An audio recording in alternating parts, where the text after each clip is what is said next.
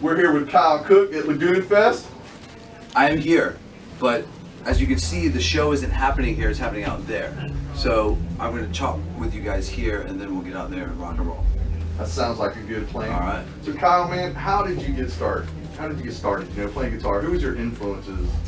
What made you want to play guitar, bro? You know, I mean, I gotta lean on like Eric Clapton, I think, hugely, because a lot of times as it is, your parents are a big influence on you in terms of what they listen to, all the way down to like what you end up eating and cooking, and you know what I mean. Like, so for me, my father's always playing Eric Clapton, like kind of instilled this idea of blues and soul. And at this time, I didn't even start playing guitar yet, so it was just sort of always in the ether, like songs like Lay Down Sally and Cocaine, particularly a record called Cigarettes and Money that Clapton did. My father played on vinyl all the time. And so it was always in the back of my mind, and then I started playing violin. My mother plays piano, sings in church.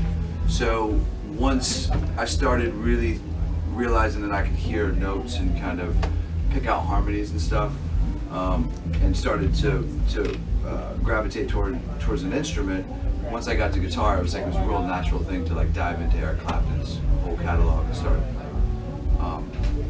understanding, how he makes like notes sing, and how he kind of, his voice is the guitar, even though he does sing. It's like he as opposed to what we call like shredders or whatever, that just sort of cram in as many notes as they can. Like, he really made notes have feeling and mean something. So that's like 13 when I started playing guitar.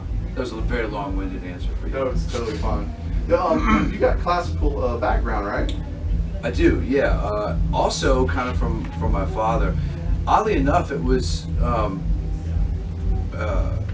my parents divorced when I was really young, maybe like 2 years old, and when my mom remarried, I was probably 9 or 10, and my stepfather plays guitar, and so that was sort of,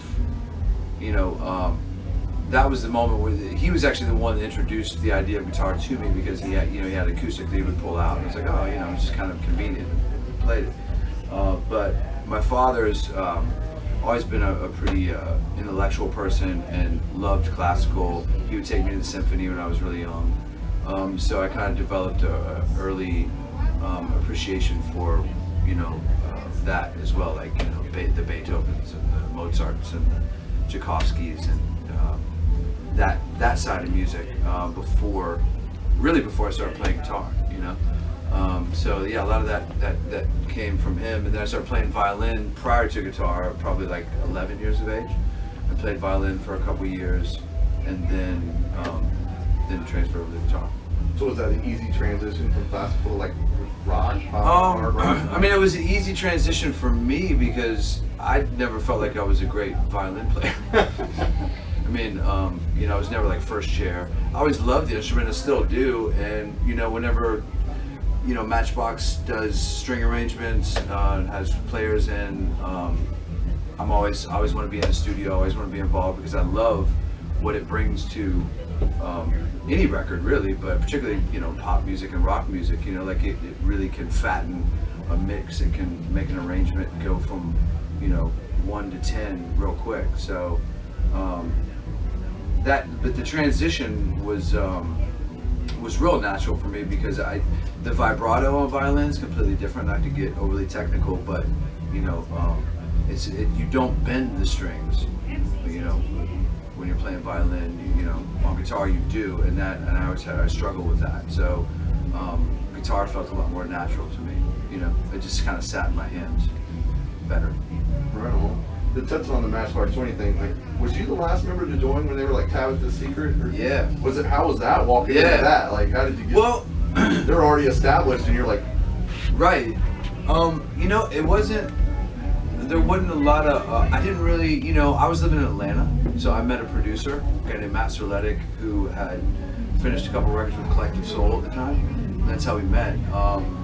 But I was not living in Florida, so I wasn't really. They had a regional following down here, but I had, you know, they hadn't had any radio success, or I really didn't know anything about them. So to me, they were just a new band. And then when I kind of moved down, when Matt suggested, you know, that I audition and that we get introduced to, you know, and that I should be a part of the band, then I kind of started to realize when I moved down here, they're like, oh, hey, these guys are a thing down here in Florida, you know. But yeah, it's in a way, I guess I've always felt like the new guy.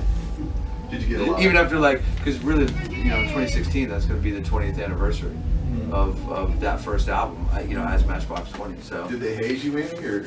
yeah, I felt like there was a little bit of haze. You know, I don't think there was anything overt, you know. College. But I was really young, man, too. Like, so, you know, those guys got, a couple of them have like upwards of 4 or 5 years on me, and I'm definitely the youngest one. Mm-hmm. So That's always a let's see goal. who's coming in. Hello, Rob, Eric. So you got a solo album you're working on, right? Is it finished? Yes, it is. No, it's not finished. I'm calling it Wolves, and it's a little bit of a concept thing. I definitely think that that people are going to sense a Nashville influence on it, but it's certainly not a country record. There's a fair amount of rock sensibility that went into it, but I wanted to come from a place of like singer-songwriter based music, and I took a lot of inspiration from like Tom Petty and, you know, Bob Dylan and stuff like that, where the lyric and the characters in the songs like really are colorful and have like you know, there's real stories going on. So that's kind of, you know, taking that concept of wolves, and wolves not meaning literal wolves, but meaning like a lot of things that sort of like prey on you. And that could be your own feelings, that can be addiction, that can be, you know what I mean, people in your life, relationship-wise, that are not good for you, you know what I mean? And they kind of, these things kind of prey on you. So it's kind of like a bigger metaphor. And so that idea sort of like strings through the record. And so most of it, to answer your question, is done, except for there's some strings that I'm going to put on it, and a few, you know, some guitars and some vocals and stuff. All the basic tracking is done, and the running order's done. And yeah, I'm excited to get it out there. I'm hoping that I can have it done by this summer.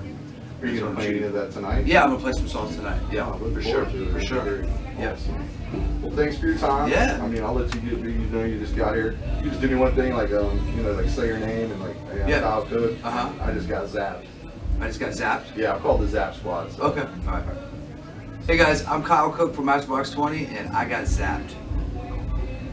Beautiful. Sweet. Just get a couple headshots.